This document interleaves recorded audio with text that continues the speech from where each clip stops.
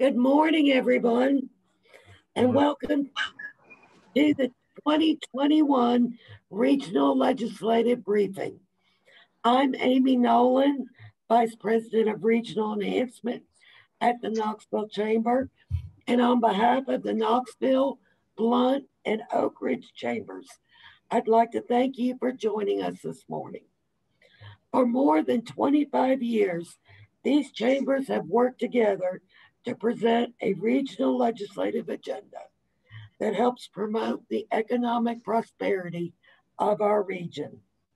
Brian Daniels with the Blount Partnership, Tammy Ford, Rick Shepard, the chair of Blount's Advocacy Committee, Christine Michaels at the Oak Ridge Chamber, and the rest of their teams are vital partners in driving regional economic prosperity. On behalf of our business community, I'd like to thank each of you for leading the efforts of your organizations and being the voice for business within our communities in Nashville and beyond. I'd also like to thank the partners of the Knoxville Chamber who made this morning's event possible. Iris Networks, Shaw Companies, AT&T, JP Morgan Chase and Company, and JP Morgan Chase and Company. Before we get to the agenda, we do have several local elected officials who indicated they would be in attendance this morning. I'd like to recognize Knox County Mayor Glenn Jacobs, Blount County Mayor Ed Mitchell, Stephanie Welch, Deputy to Mayor, City of Knoxville Mayor India Kincannon, from Knox County Commission, Chairman Larson J. and Commissioner John Schoonmaker, from Knoxville City Council, Seema Singh and Lauren Ryder, from Oak Ridge City Council, Kelly Callison, Jennifer Lingenfelter is here representing Congressman Tim Burchett, and Blount County Circuit Court Clerk Tommy Hatcher. Thank you for being with us. We'll introduce and briefly hear from each of our legislators in attendance this morning. Now I'm going to turn it over to our MC extraordinaire, Susan Richardson Williams.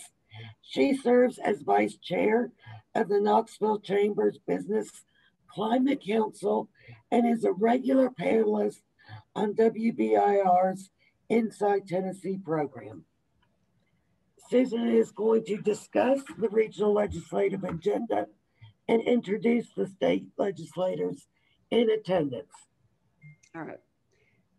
Thank you, Amy. It's good to be with all of you this morning. Thanks for getting up and joining us. Our East Tennessee legislative delegation, by and large, is on this morning. And so we're going to spend some time talking with each of them somewhat about their priorities and what other legislative priorities might be out there that impacts the chamber and our businesses. I know that everybody's top of mind has been the pandemic. We're all dealing with that, and we'd like to talk about it, but we have other things that we also need to discuss this morning. Feel free to jot down some questions that you may want to ask at the end. I think we'll have some time, and you can go on your chat and ask those questions, and then we'll try to get to them at the end. Do I see Lieutenant Governor McNally on? Yes. Yes, you do. Good morning, Lieutenant Governor. We'll start with you since you're our senior in rank. Last spring, I think all of you passed sort of a bare bones budget because we weren't sure what was going to happen with the pandemic's impact. As you return this year, the state is seeing a pretty good influx of federal funds, and we have read that we may have a $3 billion, with a B, some additional funds. So would you catch us up, tell us if that's true, or is it all one-time money? Where is this influx of funds going to go? Well, can you hear me? Yes, we can. Okay, the influx of federal money, most of it had strings tied to it, so there was little that we could use to fill any deficits that we had. However, state revenues have been coming in extremely strong. We're probably about 800 million to the good right now, and we'll probably, and that is appearing to continue to rise. We think, and this is just an estimate, that about 1/3 of the 800 million would be in recurring revenue and about 2/3 in non-recurring revenue. And I think the plan is, and the budget will be released shortly on February 8th. I think the plan is to use a lot of the non-recurring revenue, of course, for things like maintenance and buildings, not borrowing, for capital outlay, capital maintenance, and things like that. I think there's no appetite in the legislature to use it as we had in the past. I think it was under the Bredesen administration where grants were, or a set amount of money was given to each legislator to basically spend on local projects. The majority of which I think were worthy donations to local things like ball field lighting, non-charitable organizations, things like that. But there was some money that went to questionable uses, and I think the legislature has been extremely responsible in the budgeting process. We cut about $2 billion from the governor's budget. We initially cut about $1 billion, and most of that was in improvements, and then came back in June and cut another billion, about 900 million or so in the expenditures the state had made. And I think going forward, there will be a bump in revenue that will be recurring. And we just have to watch where we put the money in case there are things that come up that are unexpected. I used to give a talk about the state budget, and one of the last cautions I'd talk about would be a black swan event, and an unexpected type event. Well, we had one with the tornadoes, and then we had some flooding the state had to deal with, and then we had the COVID epidemic, and then we had the loss of jobs and income that accompanied it. So it was a quadruple, I guess, hit that the state took. And we always want to be mindful of that and make sure we have enough revenue in the rainy day fund, the state's reserves, in the TennCare reserves, and in other major reserves that the state has.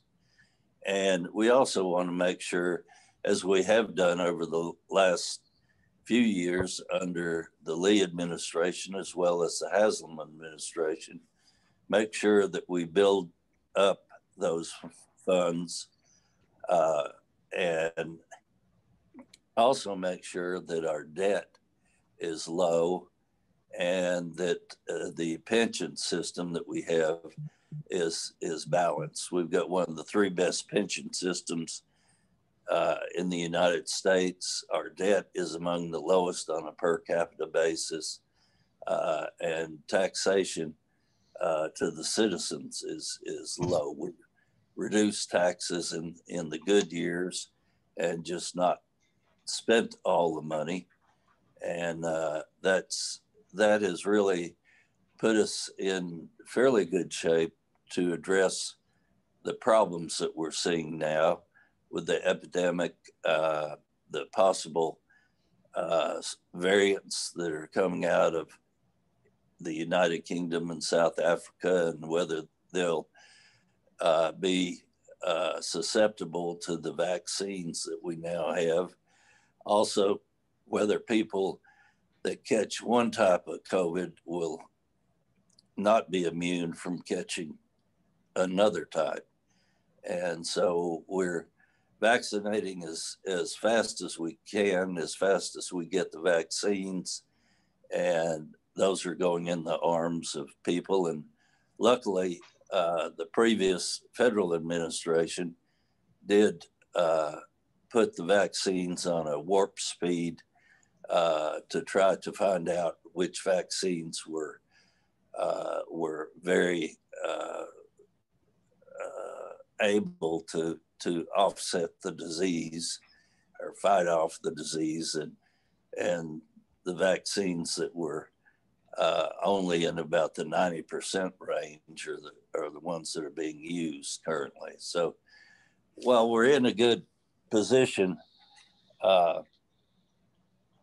financially, there's a lot of unknowns out there, and we want to maintain that position and not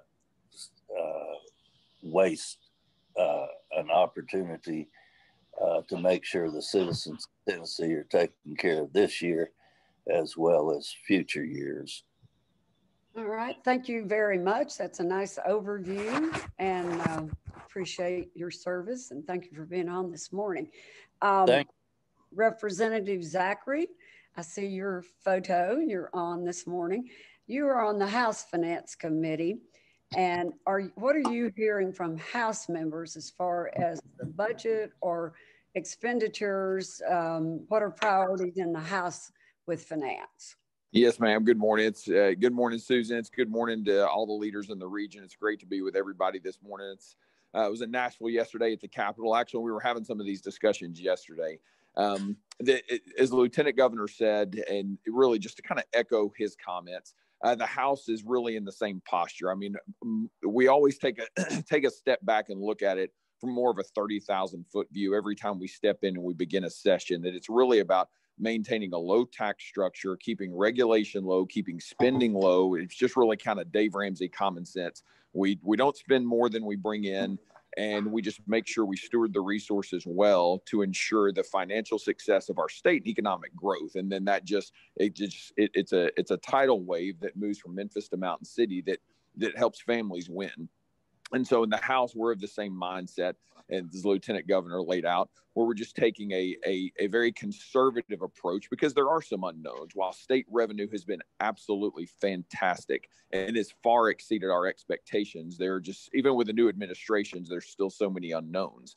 But because of state revenue and because of the way our state has been run under Republican leadership the last 10 years, it really set us up for something unexpected like COVID that happened that allowed us to withstand that. We took a dip, but we did have that V bounce back.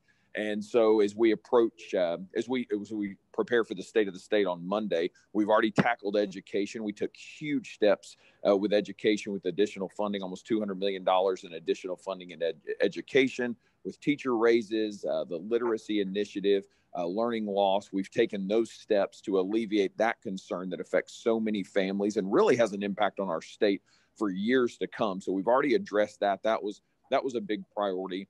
And so now we just have to take a step back into session and just look at the various things that are going to come our way while making sure we maintain a fiscally conservative posture. And just me personally, a couple of the things that that'll be some of the priorities for me. I've been chairing the ad hoc committee on executive powers. Through a pandemic, our governor has done a fantastic job. He's been measured, he's been steady, and we appreciate his leadership, Lieutenant Governor, the Speaker, through these unprecedented times. But we'll be looking at and addressing some of the executive power issues. We're also, everyone knows that I've been very passionate about the health board, and I've talked to some of our regional folks about that, and looking at the health board and the powers of the health board. And then just making sure that we're doing the best we can for Tennesseans to make sure taxes low, regulations low, so we can continue to thrive just as we've done in years past. Thank you very much. I see Senator Yeager has joined us this morning. You're also on the Finance Committee. Are there any priorities you have this year, either on Finance or in any of the other committees? What we'll do on the Finance Committee obviously will be governed by the budget that will be submitted on the 8th by Governor Lee. And I know we're having some meetings prior there too to get some overview of it. Our revenues are in a better posture this year, but that doesn't offer us a green light to spend unnecessarily. I expect that we'll still maintain a conservative budget, as we always have in Tennessee. And one issue that's of interest to me that's very local is continued support for one of our community colleges. And of course, Roane State serves 5 counties in my 7-county district. They have several programs there that I'm interested in finding support for. So that will be an area that I will be working on this year on the Budget Committee. All right, thank you very much. Mm-hmm. Let's talk about healthcare, because that's something that obviously impacts the budget. Also the budget of every individual and business that is in our state. Senator Briggs, you have filed some legislation to initiate state insurance coverage for those who don't qualify for TennCare but can't afford expensive private health insurance plans. Can you tell us about that? And then I know you're also interested in the opioid epidemic, which is something you've been known for working on. So tell us about your legislation and then anything else you want to share about healthcare. Last summer, several of us started meeting together. We met with the CEOs of HCA and CHS and some of the other large groups in Tennessee about revisiting maybe a different way at looking at expanding Medicaid. Of course, that's been a very difficult road to hoe up to this point. The anticipation was that the block grants would not be approved, and we wanted to have something else in place in the event that it didn't. That's just what we anticipated. Of course, the block grant was approved by CMS, and during the first week of our session, that was approved by the General Assembly, and I voted for that because I do see that we have. We may very well have some excess funds in there that we can provide benefits that we haven't been able to before. Whether we'll use that to extend benefits to those that aren't on Medicaid right now, or we'll use it for further benefits for those that are on, we'll wait and see. The bottom line on that particular bill is that I think we're going to have to reassess, because that reassess what we're going to do by any Medicaid expansion, because that would require us going back to CMS. It would require approval by the General Assembly. So that's just being reassessed right now. We do have a bill available if we want to proceed with this session. But that's really where we are right now. And I won't take up too much time, but I do want to remind everyone that we have 2 epidemics in the state. The COVID that has caused a lot of problems that everyone knows about, but we can't forget that we do have this opiate epidemic that, that really affects everyone. It crosses all socioeconomic lines. It's affecting, the New York babies. So it's something that we can't forget about either. I did see in the paper where there's been a large settlement with one of the companies. It looks like it's going to, maybe bring more than a $500 million revenue. Of course, that'll be a non-recurring revenue, but I think we'll have to look to see what we can do, maybe to have additional funds to treat some of the opiate addicts, and maybe even looking at what to do about some of these babies that are born addicted to opiates. All right, thank you very much, Senator Briggs. Representative Ramsey, you're in Blount County this morning. You're on the House Health Committee and chair of the Health Subcommittee. What do you see coming before your committee, or what is the appetite in the House for some of the things that Senator Briggs has talked about?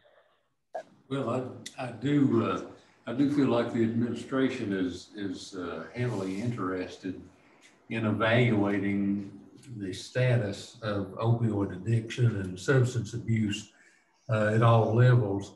Back in 2018, we passed the Tennessee Together Act, which used essentially prevention, treatment, and law enforcement to address. I think we kicked in about $30 million, and he's going to use the next week, I'm told, to kind of assess where we are on that. Certainly, premier on everybody's mind at the moment is the effects of the COVID pandemic and the progress of our plans to deal with the issues that it's caused. In the health department specifically, we're talking about extending telemedicine. We've already dealt with it in previous portions of the session last year, and with some of those are temporary. Some of those measures we're going to talk about this year.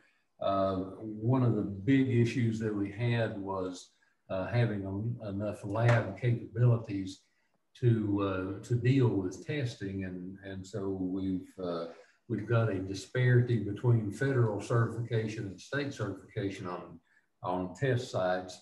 We've got a call early on from Erlanger Hospital when we were facing 2-week results on testing, and found that there were lots of capable test sites and companies in Tennessee that were not being able to be utilized just because of these certification issues. So we've got an issue coming up about that. Of course, everybody's got on their minds vaccines and when they're going to get it. I know the governor in his State of the State address is going to address that, no questions. And I think probably we'll have some of that resolved in the next few weeks. But the effects of COVID on our health systems, the changes that it has required us to make, I think are going to come up in a lot of bills. Representative Zachary's bill, we've got vaccine mandate bills that have many of the citizens very concerned. We're once again, of course, not associated with COVID, but we're going to have issues on medical cannabis. The severe loss of medical care workers and the shortages that we've had to face, I think there are going to be some bills that try to address that. And next week, I think, is going to begin full health department meetings with the administration discussing COVID relief. And I just want to tell folks that we've created new portals and new dashboards that are going to keep them up to date with everything from PPP issues to COVID vaccine availability. And I'm the last person to tell you how, but I will tell the public we need to address these portals and these dashboards and keep current so that we can maximize the use of our vaccines coming up. Other than that, we just expect the usual issues that with scope of practices. We've seen scope of practices issues with nurses, physical therapists, and different professions that are going to come through. Board issues. There's been lots of issues in the last few years to curtail the responsibility and the usefulness of our regulatory boards. So I think we're going to see some in hopes that we're going to strengthen those and maybe do some education on how important those regulatory boards are to maintaining quality health care in the state. Okay, thank you. That was a great report, Representative Ramsey. Senator Swann, telemedicine was mentioned by Representative Ramsey, and I think during this pandemic, we've seen a lot more use of the telemedicine. What do you think the impact of this will be on cost and the doctor-patient relationship? Anything that thoughts you have about that? And then do you have some priorities this year that you'll be working on? Art Swann. Thank you. Well, telehealth is, when it was passed this year, it was passed twice, which we went to, I passed it the first time, went to the House, and they didn't reconcile with the Senate bill, and it had to be passed again, which was fortunately, and it presents an opportunity for us to take care of issues without leaving the house if we don't want to. And I think that's a great benefit. There was a lot of turmoil in the arguments about whether it ought to be par in cost with you going to the doctor. And I think that was finally decided as a neutral issue, and if it was the same, that would be fine. But it really operates a convenient way for us to do it from home, particularly if you're homebound. It's a great opportunity, and it's time that it came, and it did. Okay. Thanks. Conversations about healthcare. Senator Massey, you are chairman of the Senate Transportation Committee, and we all know how important our highways and roads are to the regional economy. Has the pandemic had any impact on the gas tax collections? And are there any new federal dollars that will be coming in to add to this mix? Senator Massey. Yes and yes. Okay, I'm through. No, basically, we have seen a decrease. This last fiscal year, it was about 33 million. And this year, it's projected between 75 and 100 million. We were able to kind of take care of last year's. This year, they've looked at, it's probably about half of that, between that 75 and 100 will be kind of a slowdown or a little delay on some of the Improve Act projects. Won't eliminate them, but it will maybe slow them down just a little bit. The rest is just kind of administrative, waiting on equipment buys and maybe reducing a mowing or something. And so they've pretty well got those identified. We have gotten one influx of CARES money that has been used. Part of it went to transit, part of it went to the airports and different things, but we're waiting to see what else. I think there was another one approved in December, but we're waiting to see how best to, how that's gonna come down for us. But we've had the chair of the House Transportation and I had a briefing on the status last month, and then the TDOT will be in our Transportation Committee here in 2 weeks to give us an update. But the airports have taken a huge hit, which don't get our gas user fee, but we'll continue to work. We did send out to contract $1 million in contracts last year. So that was pretty much on par. It was a little less than the year before, and I was looking at regionally, our region ended up with 87 contracts that are going on right now. So, which is kind of, they're pretty equal, except over in Nashville. One of the things we're going to try to start doing, do a little more of, is trying to look at what we can do proactively as far as transportation, knowing that with moving more toward the electric vehicles and hybrid vehicles and things like that, our structure, the way we fund our roads, is not going to be able to continue long term. And so we need to look at that. They just completed an I-40, I-81 motor, study of our interstates. One of the things that I was a little more concerned about is they didn't really address the potential of bringing back the bypass around Knoxville. It's interesting, and I think it's probably surprised most people because everybody thinks Nashville has the most congested roads. Yes. But of the 5 highest traffic counts in the state, 4 of them are in Knox County.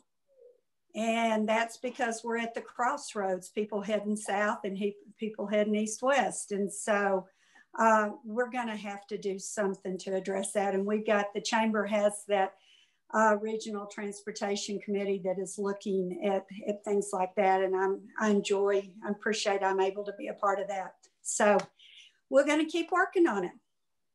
Wow, I had no idea we had 4 of the 5 busiest intersections. All right, let's talk about local government. We're talking about budgets and locally. Representative Dave Wright, you filed a bill that allows local governments to keep more of the taxes they collect versus sending everything to the state and some back. Tell us about your efforts there.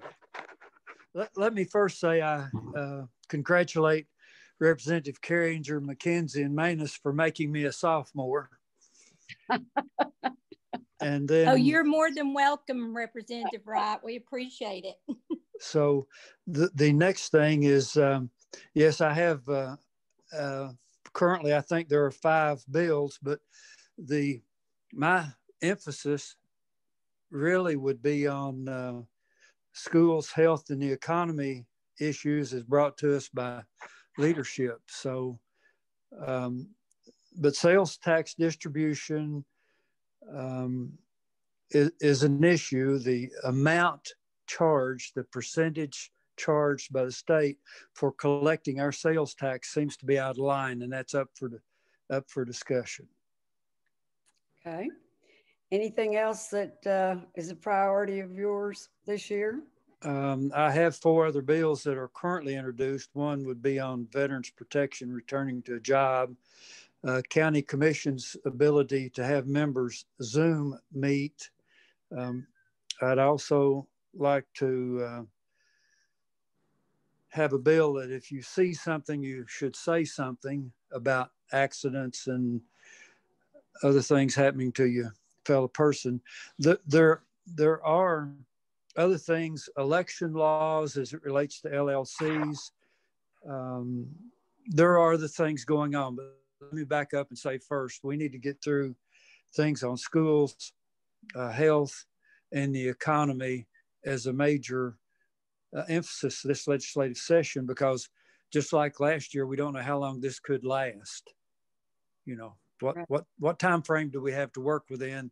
We need to hit the ground running next week. Okay, thank you. Representative Reagan, you've received a new leadership role this session. You're chair of House Government Operations. What will be the topics you see coming before your committee? Well, I think everyone knows, but just as a reminder for those that may not, Government Operations is the oversight/watchdog committee for the General Assembly. And we have our fingers in everything, mostly in the executive branch, which doesn't make me all that popular with the governor's staff, but nonetheless, we do our job to hold people accountable, both in terms of their performance and in some cases, financial issues. There are 72 bills that I'm carrying in the House, and Senator Roberts will be carrying in the Senate related to government operations. Those are sunset bills and related to rules and so forth. Beyond that, of course, I have the standard 15 in the House plus 5 as the committee chair.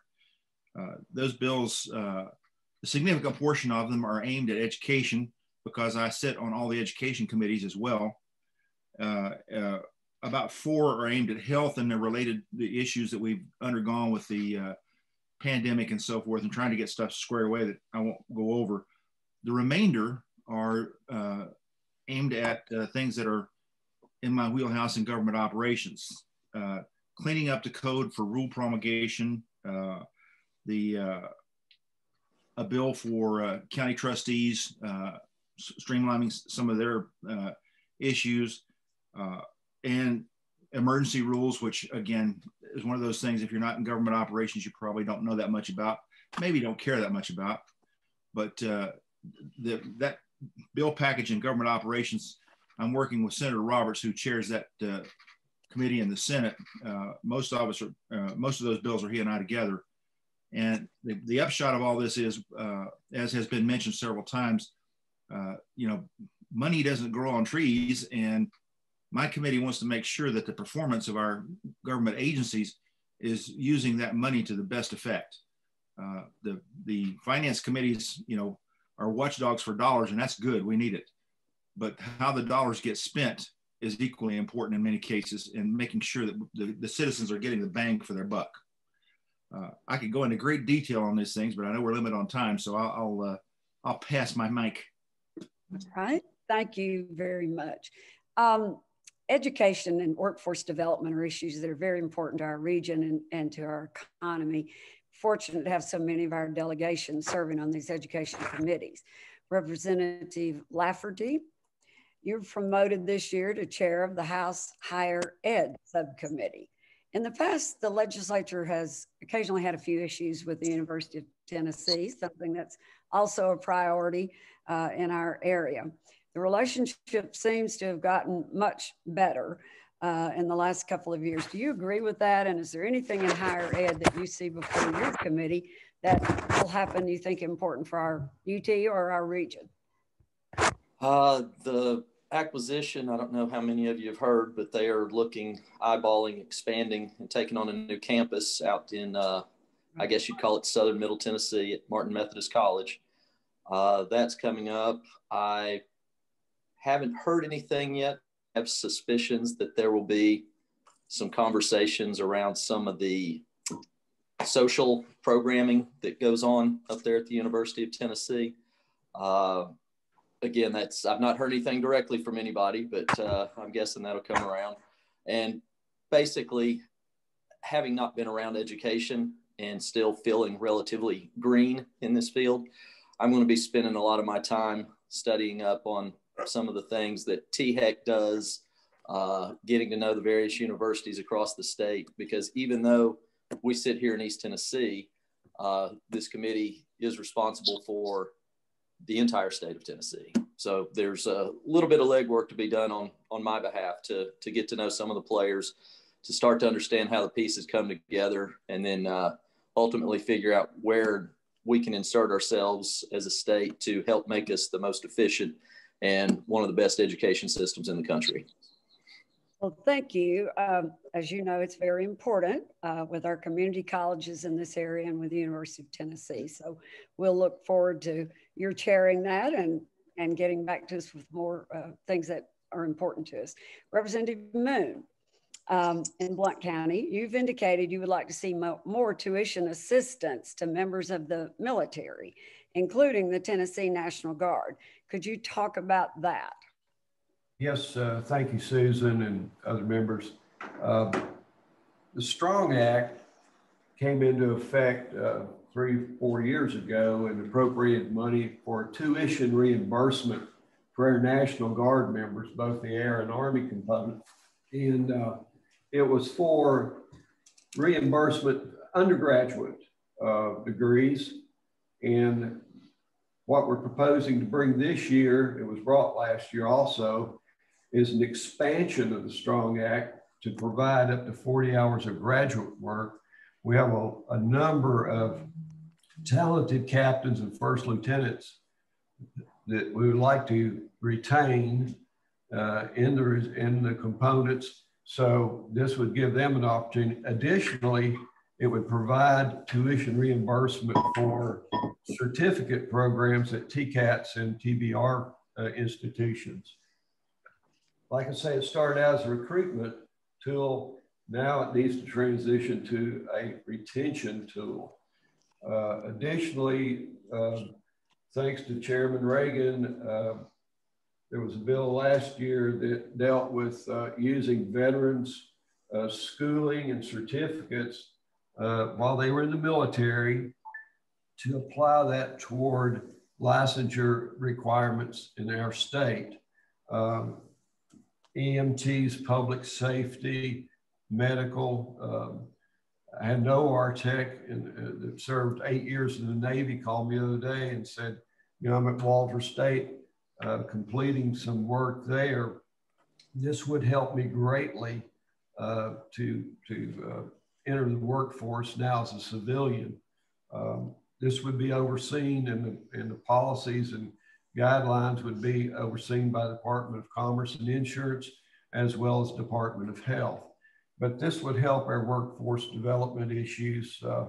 It's just a way of expanding and helping our National Guard members and our veterans. So those are two things that we're looking forward to moving this year. Well, thank you very much. That's important work for sure. I don't see Representative Gloria Johnson on. Gloria, are you on? No. All right. Now we're down to our new freshmen. We have three newly electeds from our area, Representative Michelle Carringer, who's on, Representative Eddie Maness, Representative Sam McKenzie. All of you three have been named to education-related committees. While teachers and students are being held harmless from state tests this year, some are seeking to do away with the test completely. Our chambers, the three chambers represented here today, believe we must have a clear measure of what children have learned this past year. I'd love to see where you all stand on this issue and if there's anything else that's a big priority with you. I'll start with Representative McKenzie. Sam, are you? I am, I'm here. You are, good. Thank you, and appreciate the question. You know, as you know, we are entering our inaugural session, and I'm really excited to be on the Education Committee. To be blunt, I am for continued testing. Unlike a lot of my colleagues, I'm for continued testing, but I think there needs to be a balance to that. You know, we gave what is effectively a 1% raise, and we'll catch it up next July. I think we need to reward our teachers. They're going into battle. When you see where California's teachers are saying we're not going, our teachers went into battle prior to vaccination, prior to anything. We need to reward them for that. And you know, and connected to that point, things are connected in terms of local control. You know, a lot of times it's hard to prove something that didn't happen. But when you look at Knox County was able to continue in-person learning through our educational systems. And a lot of that came from a strong Board of Health. So I don't want to throw out babies with bathwaters. I want to make sure that we continue to say, this was a complicated thing. So just to take away power from the Board of Health might have unintended consequences, and they trickle down into education. I fully support teachers. You know, I've heard that the BEP, you know, is a formula that you don't want to mess with. You tweak one thing for a good thing and have other consequences. But for a system the size of Knox County, I think we're underfunded by formula. I think they're fully funding the formula that's there, but it doesn't work for a lot of aspects. It's a good formula, but it's time for an upgrade for that. So I'll introduce a piece of legislation to try to make it more usable. You know, right now there's hard lines. There's 4 teachers or there's 5 teachers, you know, or 7 teachers or 8 teachers, and it hurts counties like us. It hurts all counties, but it hurts counties like us disproportionately. So we'll take a look at that. But I'm excited. Again, I'm pushing for, as Representative Carringer Wright and Senator Briggs know, when we sat on County Commission, we didn't want things being pushed on us from the state. So now that I'm there, I got to say, we got to stop pushing things and give the people that are closest to the problem or the issue or the challenge the abilities to handle it. And they're duly elected, and they're a lot closer to these issues. Thank you. And appreciate your service. Thank you for running and all you have done. Representative Manus, Eddie, are you plugged in? I'm here. Yeah, anything in education that you're particularly interested in or other priorities? Well, you know, I know we're running short on time, so I'll make this quick, Susan. Thank you for having us this morning. It's we freshmen have a lot to learn, and I certainly am going to spend a lot of time learning from my colleagues and absorbing everything that I possibly can. But I'm fortunate to, that the speaker has placed me on the Commerce Committee, Education, Instruction, and then Local Government. And so those are three things that I'm very interested in. And I think if we look education, sometimes education, the challenges look a little overwhelming from an educational standpoint. But I'm just naive enough to keep an open mind and try to look at everything to see how we can make it better. And so I think I held a Zoom call with 6 schools within my district prior to the special session. And I made it very clear to them that I know the challenges. My sister's a 2nd grade teacher, so I hear them almost every day. But, you know, accountability and measuring performance will be something that I will always support. So that's going to be a big focus of mine. Getting all of our kids back to the classroom, I think, is going to be important. And then from a business standpoint, Susan, you know, I think we cannot lose sight. Post-COVID recovery for lots of businesses is going to be very tough. And I want to look at ways and have an open mind and try to think out of the box as to how we can work to help some of our businesses, small businesses who are struggling the most. Some businesses were not affected at all and actually have benefited, you know, for lack of better phrasing, from COVID, but there are a lot of businesses that are on the brink of demise. And we can't lose sight of that. So we're going to take 2021. I'm going to take 2021 and try to figure out how we can really work to stabilize those businesses. So. Okay, thank you. And again, thank you for running. Thank you for your service. Representative Michelle Carringer, you're the last of the 3 newbies. What are your priorities? Anything from in education or any of the other committees? Tell us first what committees you serve on. Okay, thank you, Susan. And I just want to say good morning to everybody. And what an honor it is to be in Nashville to represent District 16. And I just have to say, as a freshman, in those 2 weeks of our special session, I was impressed with our leaders in the House and Senate for the state of Tennessee. It has been an honor for me to already be there. The committees that I have been selected on are Education Administration, and then K through 12 Subcommittee, and then State Government and Departments and Agencies Subcommittee. Those are going to be a very full plate of committees for me as a freshman, but I am up to the challenge and ready to go. As already Representative McKenzie and Manus have said, education is one of my big concerns, and accountability. I feel like, you know, all of us have always got to be accountable for our actions. And I think that's being accountable is one way of making all of us want to make things better. And I'll just tell you, I don't want to just have better education in the state of Tennessee. I want to have the very best in the state of Tennessee, where we're leading the nation. And people say, wow, what is Tennessee doing in education?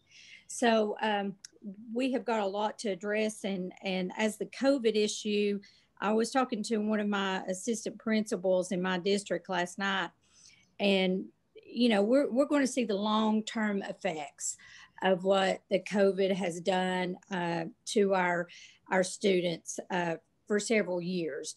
And with that, I just hope that we as leaders and county leaders and all the way down, that we're going to be able to work together and make sure that we've got the best programs and all in place to address these issues.